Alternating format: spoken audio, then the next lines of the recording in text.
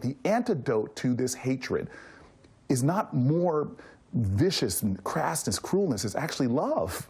The antidote to darkness, we know this, it's light. Democrats are going to win because we show the best of who we are at a time that our country is yearning for more grace, yearning for civility, yearning for people that can heal wounds, bring people together, because at the end of the day, the problems in my neighborhood were going on before Donald Trump was there. Senator Cory Booker believes that he could win the Democratic nomination and beat Donald Trump in 2020 by campaigning on a message of unity and the love that conquers hate. Is he right? Joining me now, Jason Johnson of TheRoot.com, E.J. Dionne of The Washington Post, and author of One Nation After Trump, and Tiffany Cross, founder of the Beat DC. Let's go down. You know what? I'm going to start on the cynical end of the spectrum. Jason Johnson, can a message... I'm sorry, I didn't mean that. It's just that you're actually positioned on my screen next to me. So I'm going down here. Right, you're in order. So realistically, you know how this process works. He's got to win in Iowa, New Hampshire, Nevada, South Carolina. With the base of the Democratic Party, can a message like what you just heard win? No, of course not. I mean, what's this love Trump's hate nonsense? Look, it sounds really good and it's going to make somebody feel better. That is not what the primary voters want to hear. It's actually not even what general election voters want to hear. They want to hear, how do you beat Donald Trump and how do you restore the decency and dignity and laws that people were used to before this guy got into office? I know there's lots of people out there who believe in love armies and everything else like that, but love, in my experience with American politics, has never won anybody an election. Ronald Reagan didn't win on love. Bill Clinton didn't win on love. Barack Obama didn't win on love. George Bush didn't win on love. You win on showing people I can beat the guy in power and I can make your life better. And love isn't necessarily paying my bills. You know who wins on love? E.J. Dionne. Because everybody loves him and he's so lovable. We're going to go to another. We're going to give you a chance to re-answer that question because that was so cynical it made everybody sad. So let's just play one more shot, one more bite of Cory Booker and let EJ have at it. The problems in my neighborhood were going on before Donald Trump was there. Lead in water, broken criminal justice system. My neighbors who work full-time jobs. You're in a neighborhood that's below the poverty line. My neighborhoods work full-time jobs, hard-working folk in my neighborhood, and they still need food stamps at the bodega right up the street. Those problems are going to take more than just removing Donald Trump from the office. They're going to take us calling this country back together again with a sense of moral urgency. EJ, you and I worked on a book together called We Are the Change We Seek, the speeches of Barack Obama. That is a very Obama-like message. If that worked for Obama, why can't it work for Cory Booker? You know, you got to do a lot of things in cable television. I love being on a panel where my job is to defend love.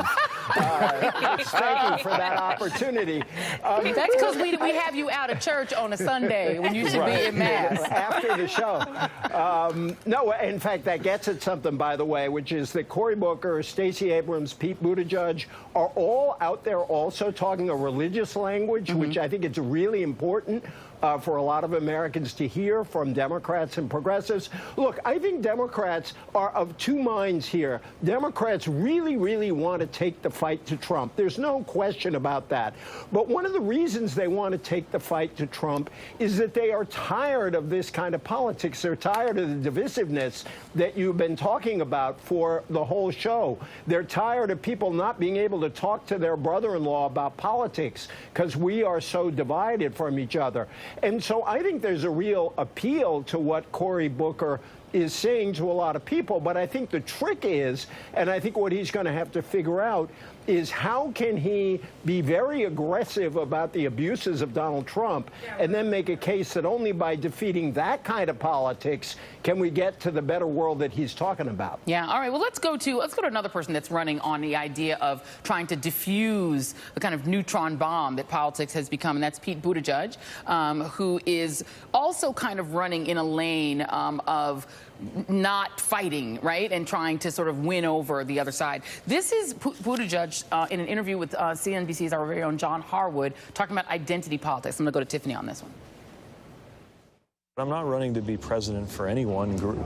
If I thought of myself just in terms of identity lanes, it'd be a pretty lonely place because I'm the only Maltese American Episcopalian gay veteran that I know. If we get identity right, then it can actually be a source of solidarity with people whose identity is completely different.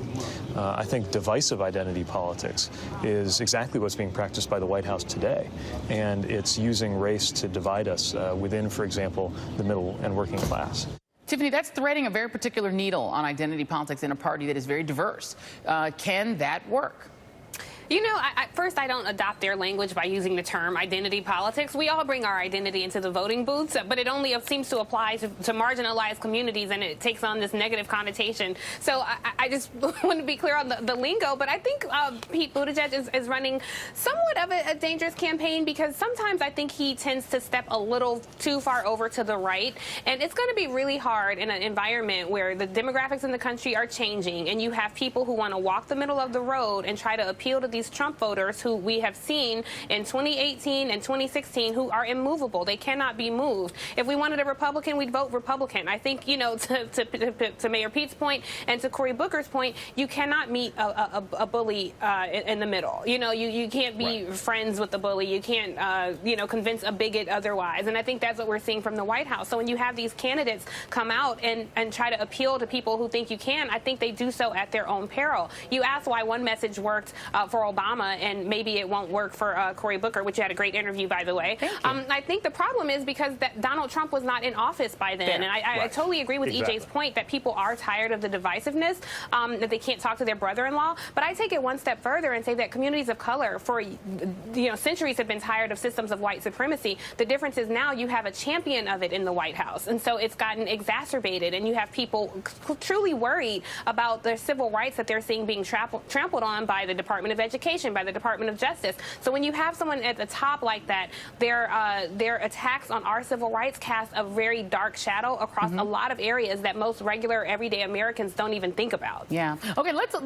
Fair point. Let's move on to talk about a couple other candidates, because the women, I have said on the show before, and I do believe it, have not gotten nearly enough attention for the things that they're doing. Kamala Harris just released 15 years of her tax returns. Sounds like a bit of a message to maybe Bernie Sanders, maybe someone else, or maybe Donald Trump.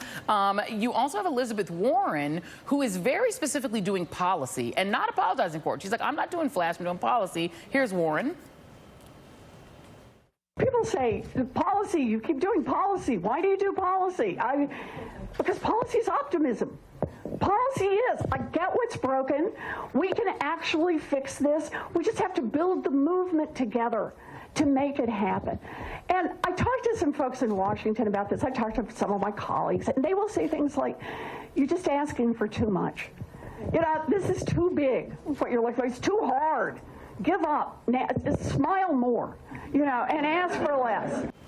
Well, smile more, right? I mean, that is a fair point, Jason. Why is Elizabeth Warren not polling higher? She is running a very substantive campaign.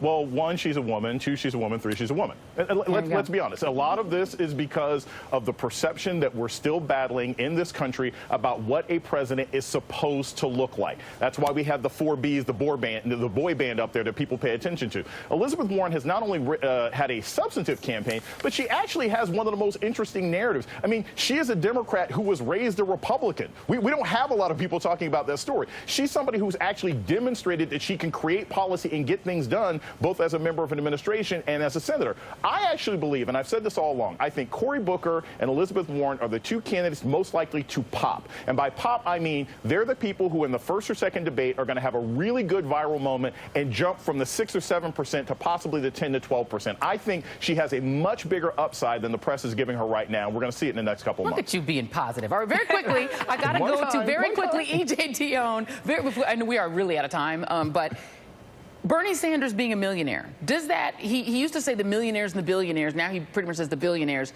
Does it hurt him that he's now finally admitting that he's a millionaire? He didn't handle it ideally, and Democrats have liked other kinds of millionaires before, like FDR or John F. Kennedy, and I think that's all he should have said. I just want to go back on the Mayor Pete point. Mayor Pete isn't apologizing for Trump. He's actually been very aggressive in going after both Trump and Vice President Mike Pence. I don't think he's looking for the core Trump voter, but he is trying to create a broader coalition. All right, well, that is going to have to be the last word. EJ Dionne, off to Mass you go. We are letting you go, or to brunch, or whatever you want to do with your Sunday. Thank you. Jason and Tiffany will be back later in the show. And coming up,